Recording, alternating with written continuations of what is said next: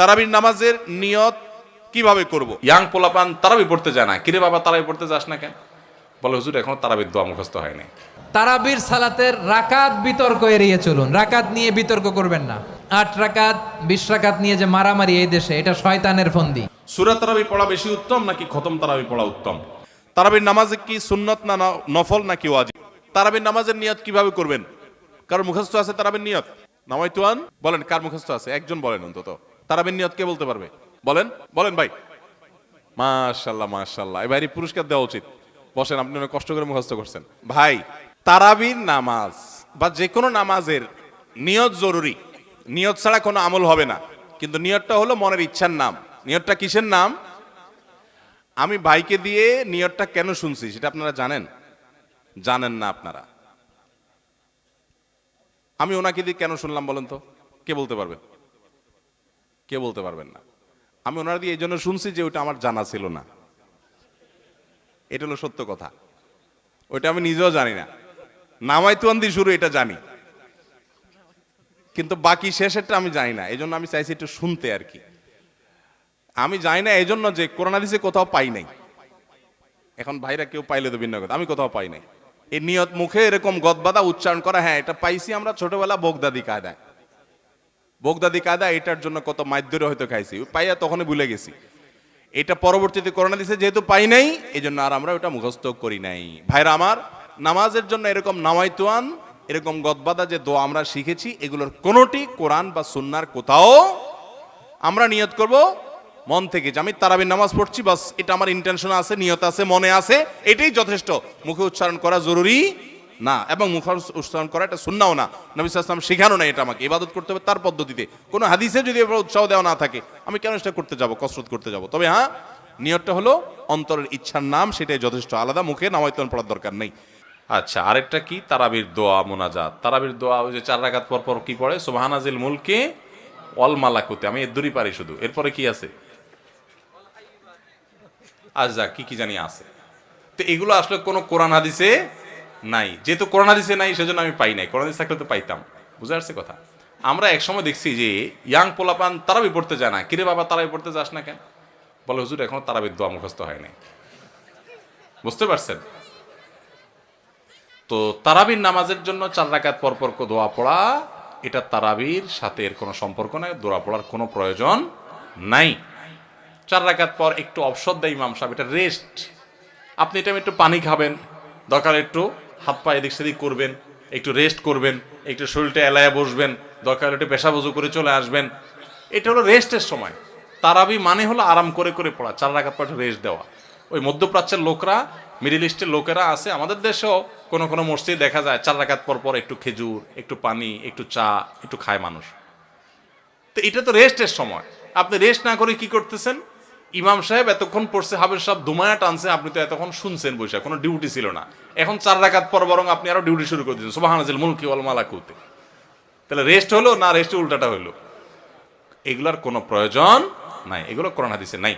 কোরআন হাদিসে যেটুকু আছে সেটুকু আপনি তারাবির নামাজে তেলাওয়াত সুন্দর করে মনোযোগ দিয়ে শুনবেন, নামাজ সুন্দর করে পড়বেন, বাস শেষ। এর বাইরে আলাদা কোনো নিয়ত বা দোয়ার প্রয়োজন নাই। আমার প্রিয় ভাইরা, ধীরস্থির ভাবে কোরআন তেলাওয়াত করুন, তাড়াহুড়ো করে নয়। আনাস রাদিয়াল্লাহু তাআলা আনহু বলতেন, রুব্বা কারিলিল কোরআন ওয়াল কোরআনু ইয়ালআনহু। কোরআনের অনেক কারি আছে যারা কোরআন পড়ে কিন্তু সওয়াব পায় না, বরং আল্লাহর কোরআন তার বিরুদ্ধে আল্লাহর দরবারে নালিশ করে আর লানত করতে থাকে। আমরা কি ওই রকম কোরআনের তেলাওয়াতকারী হতে চাই? না। ধীরস্থির ভাবে ওয়ারাত্তিলিল কোরআন তারতিলা, তারতিলের সাথে পড়বেন। বিষ্ণু ঈসা ইসলাম কানা ইয়ামুদ্দু সাওতাহু মাদ্দান, টেনে টেনে পড়তেন। আলহামদুলিল্লাহি রাব্বিল আলামিন আর রহমানির রহিম মালিকি ইয়াউমিদ্দিন ইয়্যাকা না'বুদু ওয়া ইয়্যাকা নাস্তাঈন ইহদিনাস সিরাতাল মুস্তাকিম সিরাতাল লাযীনা আন'আমতা আলাইহিম গায়রিল মাগদুবি আলাইহিম ওয়ালাদ-দাল্লিন। পড়েন আমিন। কানা ইয়ামুদ্দু সাওতাহু মাদ্দান, টেনে টেনে পড়তেন। ওয়া কানা ইউকাত্তিউ আয়াতাহু, ইউকাত্তিউ আয়াতান আয়াতান, প্রত্যেক আয়াত পড়ে পড়ে তিনি থামতেন। এভাবে কোরআন পড়তে হবে।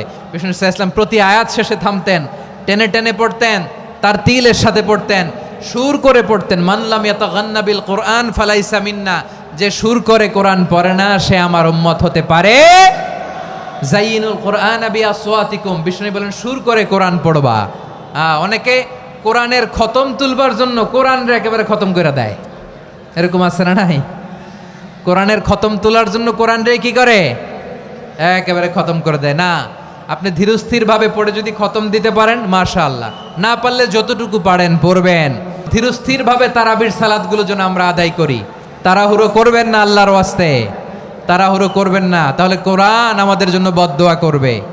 তাড়াহুড়ো করবেন তারাবির নামাজে। তারাবির নামাজ সালাতুত তারাবিহ মানে বিশ্রামের নামাজ, আর আমরা পড়ি সলাতুল কিতার, রেলগাড়ির মতো নামাজ। চিল্লায় বলেন ঠিক কি না? না, এরকম করবেন না। ইমাম সাহেবদেরকে আশ্বস্ত করুন যে ইমাম সাহেবরা আমরা পিছনে আসি আপনাদের সাথে, আপনি আস্তে আস্তে পড়েন, তার তিলের সাথে পড়েন, ধীরস্থিরভাবে তারাবির সালাত পড়বেন। সারা বছর এই সুযোগ হয় না দাঁড়িয়ে কোরআন শোনার, এরকম আয়োজন ব্যবস্থাপনা সারা বছর আর আমরা পাই বলেন তো? না। তারাবির সালাতের রাকাত বিতর্ক এড়িয়ে চলুন, রাকাত নিয়ে বিতর্ক করবেন না। 8 রাকাত 20 রাকাত নিয়ে যে মারামারি এই দেশে, এটা শয়তানের ফন্দি। চিল্লায় বলেন এটা কার ফন্দি? আমরা 20 রাকাত পড়ি, আপনারা হয়তো 8 রাকাত পড়েন, কোনো অসুবিধা নাই। আমরা যারা 20 রাকাত আমরা পড়তেছি, আমরা 20 রাকাতের কথাই বলি, 20 রাকাত আমরা পড়বো আজীবন। সৌদি আরবে মক্কা মদিনায় 20 রাকাত পড়ে, কোনো অসুবিধা নাই। অন্যান্য মসজিদগুলো 8 রাকাত পড়ে, এই নিয়ে এদের মধ্যে মারামারি আছে?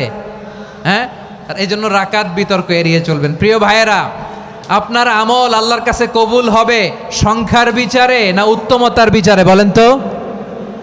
সংখ্যার বিচারে না উত্তমতার বিচারে?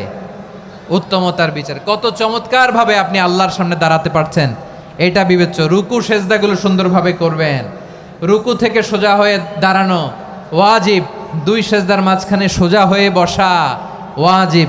এই তাদিলুল আরকান বাদ দিলে হানাফি মাযহাব মতে সৌ সেজদা দিতে হবে, অন্য মাযহাব মতে নামাজই হবে না, আপনার নামাজই হবে না। এই জন্য ধীরস্থিরভাবে তারাবির সালাত যেন আমরা আদায় করি। পারা যাবে তো ইনশাআল্লাহ? সূরা তারাবি পড়া বেশি উত্তম নাকি খতম তারাবি পড়া উত্তম? অবশ্যই যদি আপনি কোরআনে কারিমের খতম পড়তে পারেন সূরা তারাবির চাইতে সেটা উত্তম, এতে কোনো সন্দেহ নাই। সূরা তারাবিতে তো সামান্য ছোট ছোট আপনি কেরাত পড়বেন, আর খতম তারাবিতে বড় বড় কেরাত পড়বেন। তো কোরআন বেশি তেলাওয়াত করাটা তো অল্প তেলাওয়াত করার চাইতে বেশি উত্তম, সেটা তো বলাই বাহুল্য। এই জন্য অবশ্যই খতম তারাবি উত্তম। কিন্তু খতম তারাবি যদি তুফান মিল গতিতে হয়, 5G 6G গতিতে হয়, তাহলে সেই খতম তারাবি যদি হয়, যেই খতম তারাবিতে কি পড়েন হাবেশ সাহেবের শুধু ইয়া আলামুন আর তা আলামুন ছাড়া কিছু না বুঝেন, তাহলে ওই রকম খতম তারাবি পড়ার চাইতে সূরা তারাবি পড়া উত্তম। কথা কি বুঝতে পারছেন? যদি হাবেশ সাহেব মাঝখানে কি পড়ে কিছুই বুঝেন না, শেষে শুধু ইয়া আলামুন আর তা আলামুনের টান দেখে বুঝতে পারলেন যে এখন রুকুতে যাবে, তাহলে এই তারাবি পড়া আর না পড়াতে কোনো পার্থক্য নাই। অনেক জায়গাতে এরকম তারাবি পড়ে, ওই যে সোশ্যাল মিডিয়াতে কিছু কিছু ভিডিও পাওয়া যায়, হ্যাঁ, দেশের বাইরের, যে এমন গতিতে তারাবি পড়ে যে আপনি 3 আয়াত পড়তে না পড়তে তার 1 রাকাত শেষ।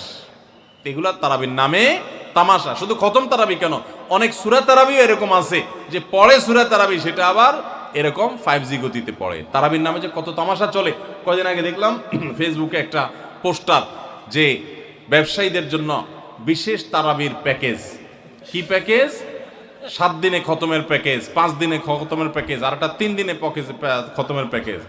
একটা রেজিস্ট্রেশন ফি 1400 টাকা, আর একটা রেজিস্ট্রেশন ফি বোধ হয় 2000 টাকা, আর একটা রেজিস্ট্রেশন ফি আর একটু কম টাকা।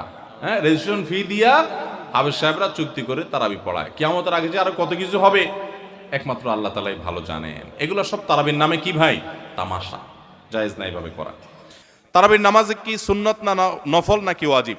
তারাবির নামাজ সুন্নাত, নবী করিম সাল্লাল্লাহু আলাইহি ওয়াসাল্লামের সুন্নাত, সাহাবায়ে কেরামের সুন্নাহ। অতএব সুন্নাতের নিয়ত করলে নামাজ হয়ে যাবে। নফল শব্দের অর্থ হলো ফরজ ওয়াজিবের বাইরে এক্সট্রা, অতিরিক্ত। নফল মানে অতিরিক্ত, সেই হিসাবে নফল নিয়ত করলে আদায় হয়ে যাবে, কিন্তু এটা সুন্নাহ নামাজ। তারাবির নামাজ কিসের নামাজ? সুন্নাহ নামাজ।